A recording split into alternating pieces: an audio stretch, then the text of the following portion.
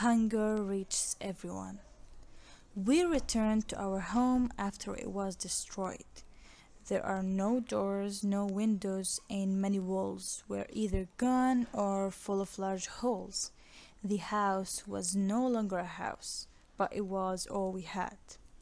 One day, a stray cat came back with us. We gave her a little food and some water, and she decided to stay. Over time, she seemed to repay us in her own way. She cleared the house of rats, and she did it remarkably well. Later, we noticed she was pregnant. She gave birth to 5 kittens during the worst period Gaza has ever experienced, severe food shortages that turned into famine. At that time, we barely had enough food for ourselves. Most days, we survived on bread, and then even bread became as expensive as gold. The mother cat could not feed all her kittens. 3 of them died after just 2 weeks. Then she began to distance herself from the 2 remaining kittens, as if hunger itself had broken her maternal instinct. We had no choice but to intervene.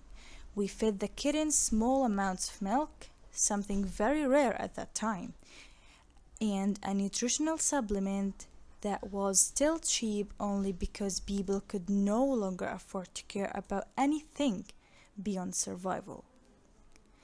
I walked nearly 6 kilometers on foot to reach a small animal welfare group. I returned with about 2 kilograms of dry food. With this food, the mother cat slowly regained some strength and began nursing her kittens again. But when the dry food ran out, she abandoned them once more. Today, the kittens are 6 months old, but their bodies are no larger than a 1 month old kitten. They are fragile, underdeveloped, and weak. They are also afraid of their mother. Whenever they approach her, she makes a frightening sound as if hunger has erased recognition, memory, and care. Famine in Gaza has not only affected the humans, it has affected animals as well, their bodies, their instincts, and their ability to survive. But the damage has already been done.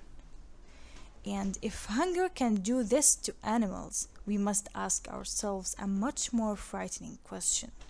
What will this famine do to children, to their growth, to their health, their minds, and to a future that has not yet been given a fair chance to exist?